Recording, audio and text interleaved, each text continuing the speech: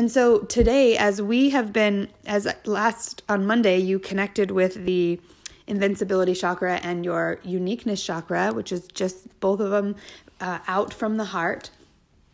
This is this area that I talked about, the synergy that's created between your heart and these two areas, these two emotional centers, really create your energy signature.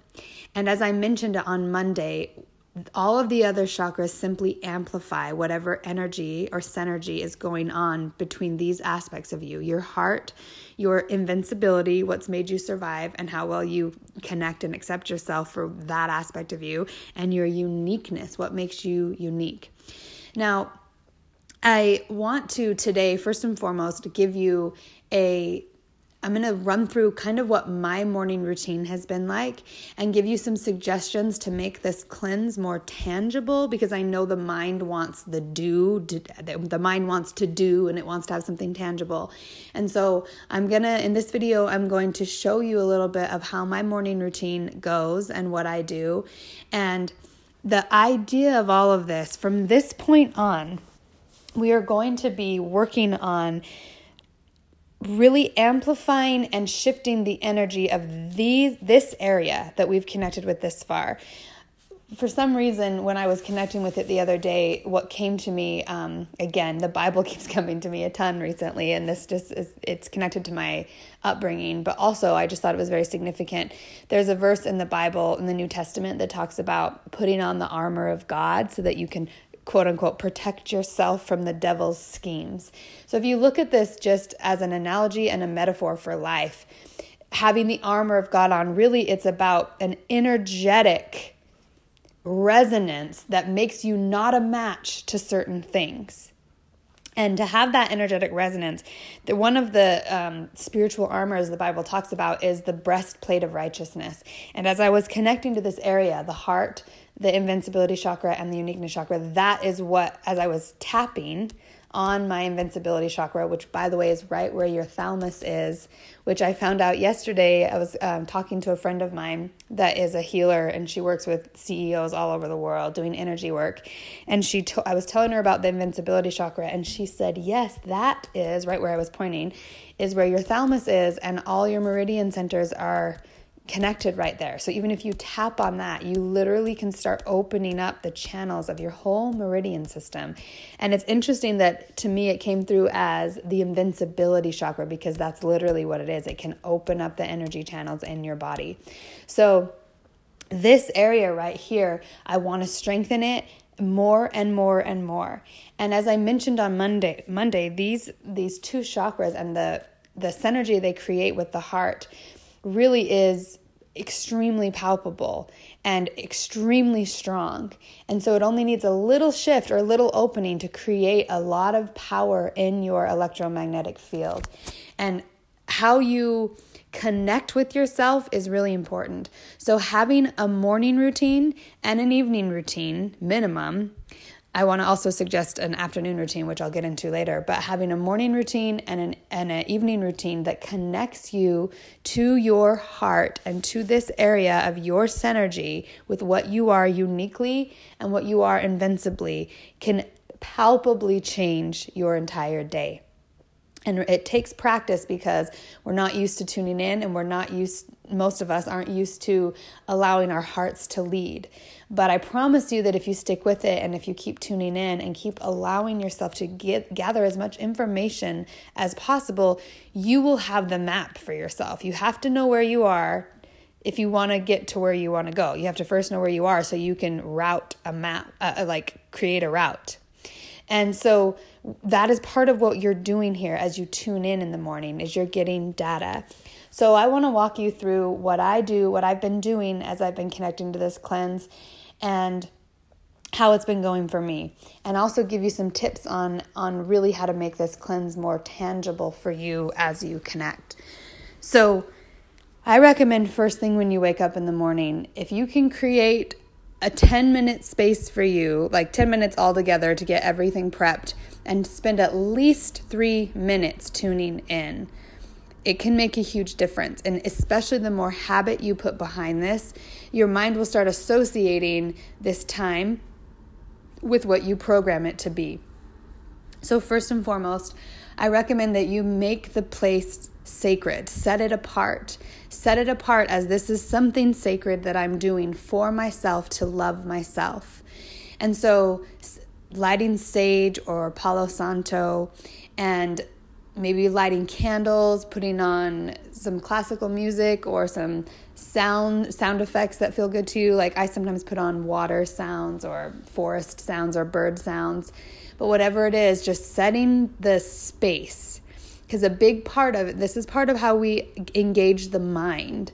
The mind wants to know, okay, this is this, and then this is that. So if you create, this is my sacred time, the mind is like, okay, this is a sacred space. This is for the body. This has a purpose of healing and connecting me to my source of power. And the mind needs to know that it's relevant and that it has a purpose. So setting the intention to just set this time apart and that it's sacred, that it's yours, that it's special, it's whatever the word you want to use to call it, but it is for you and it's healing and it's medicine and it's the purpose of this time is to connect you to your source and to feel from the inside out. So set the space. And then when you tune in, I would recommend sitting in a meditation position with your spine straight. I think I mentioned this in the first week, but it's really important to have your spine straight because when you're working with source energy, that you're working with the power that animates your whole body, where life comes from. And so when you're working with that energy, you're working with the circulatory system and the spine. So if you have powerful surges of energy come through and your spine is bent, it can block that energy and it can actually cause issues. So if you're not very good at sitting up straight and keeping your spine erect, then lay down but just make sure your spine is straight. And I would take some deep breaths. And again, just tune in, drop your consciousness into the center of your heart, as I talked about in week 1. And as you drop your consciousness in the center of your heart, just feel. Now, remember, you've set a space, so you've lit sage or Palo Santo or candles or whatever it is. You've created the space. Another thing you can do is imagine yourself in a circle, like cast a circle around you, so to speak, or a ball of light around you. And again, what you're saying through this is, this space is for me and my Trinity. Like it's basically saying no other interference. And if you set the resonance there, you're setting yourself in a space where it's safe for you to grow. It's safe for you to feel. Because remember, the mind only has the past to draw upon. And if you've spent years numbing yourself out due to not feeling safe, trying in 3 minutes to connect is not really going to do much. And that's why setting a sacred space for this is so important. So set the space and know that you're safe. So as you tune into your heart and as you drop into your heart, know that you are safe and that you have created this space for you for the intention of connecting to your source. And as you tune into your heart, just feel what it feels like. As I talked about in week 1, just feel the energy. Notice everything you can about it. Try not to think so much, just feel. Now, I recently heard a study that the average man can only identify 4 emotions.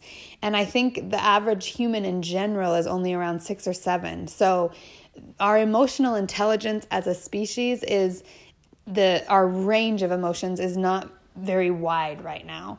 And some people have a much wider range than others, but just even the simple emotions, see if you can identify emotions specifically. How do you feel? What are feeling words that you can identify with? And again, remember, we're looking for leverage points here. So if you can identify primarily how you feel and where you're blocked, you can identify where to put energy, where to put light, where to actually shift things. And so tuning in gives you a lot of data that is incredibly important when it comes to understanding how your energy works. Now this week, as you're dropping into your heart and then moving the consciousness out, down a little bit and up a little bit to this whole area, I want you to envision this as like a literal breastplate, like a shield around your heart. And not a shield that necessarily for war, but a shield that actually keeps your heart protected, that actually protects the energy of your heart, because it is your most vulnerable and it is your most powerful. We are always most vulnerable where we are most powerful. And that is why having that shield, or that breastplate, so to speak, is important, because it holds a certain resonance to keep things that would perhaps be damaging to your heart away.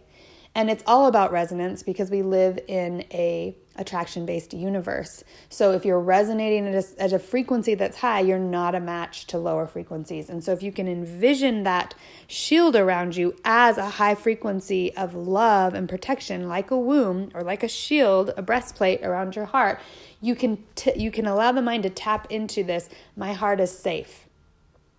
Now remember, the mind only has the past to draw upon.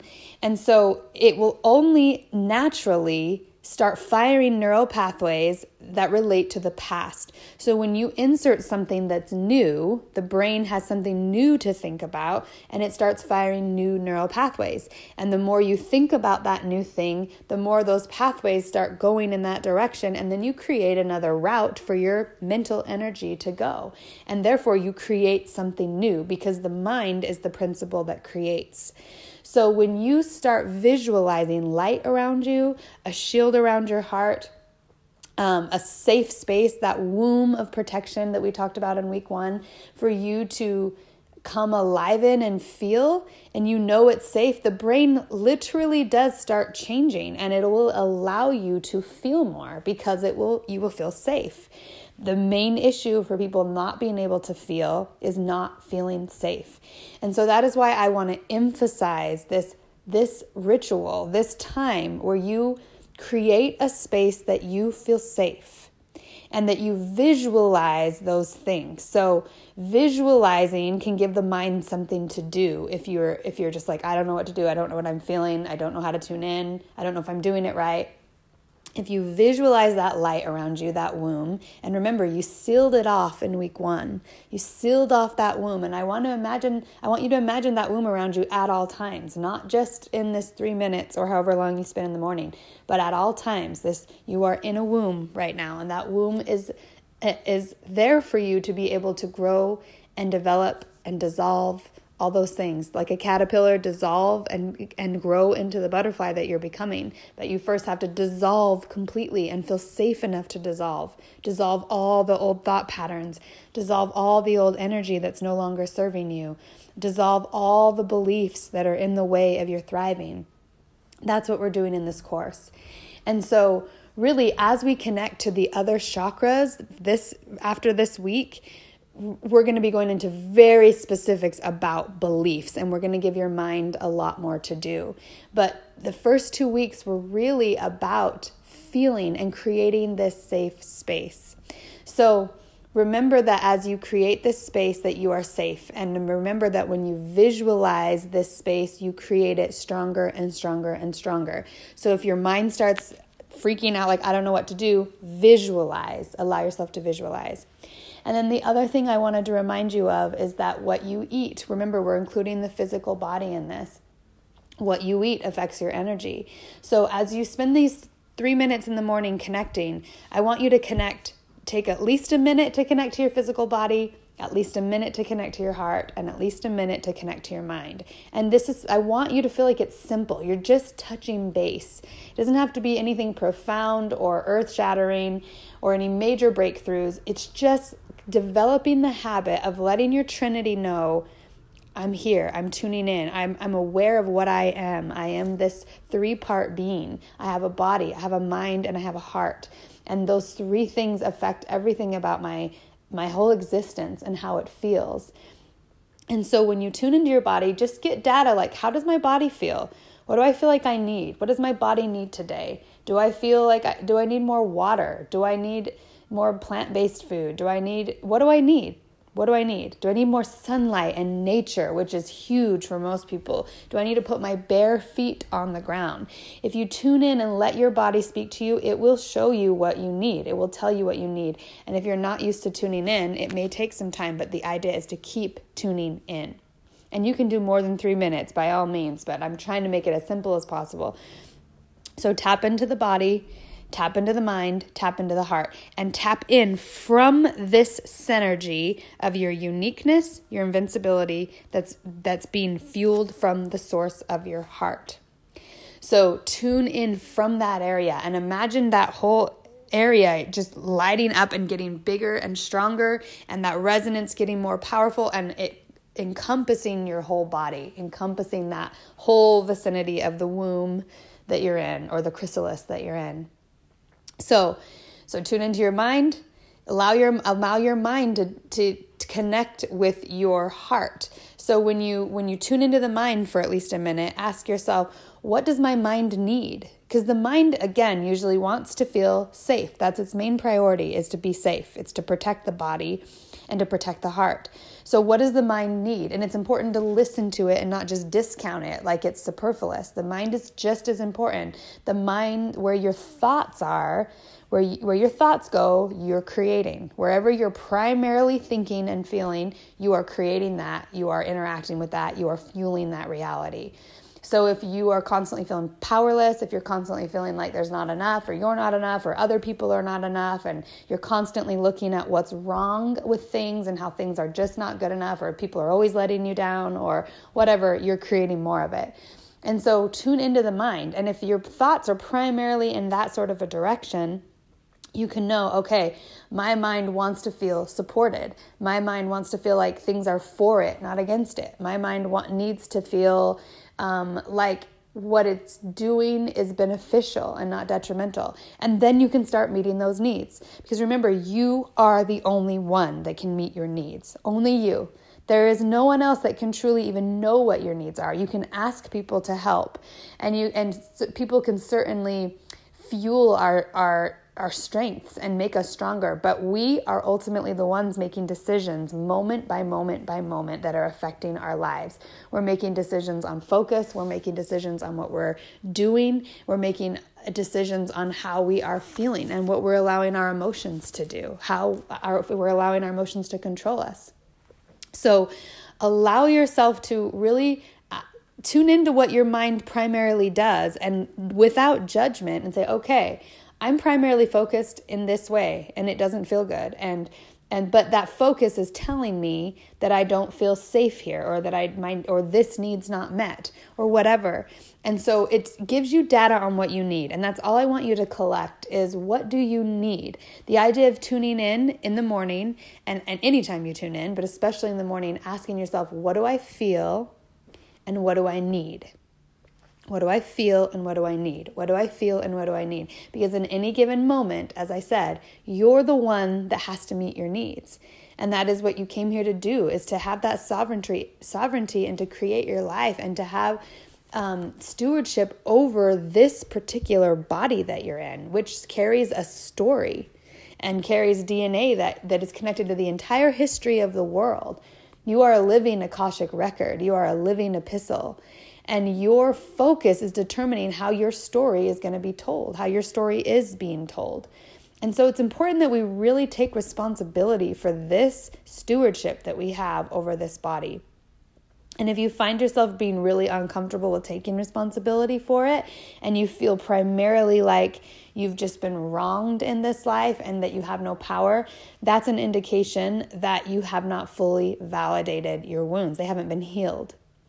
And often, I've said this multiple times, but we can create an entire personality out of being a victim and live there our entire lives.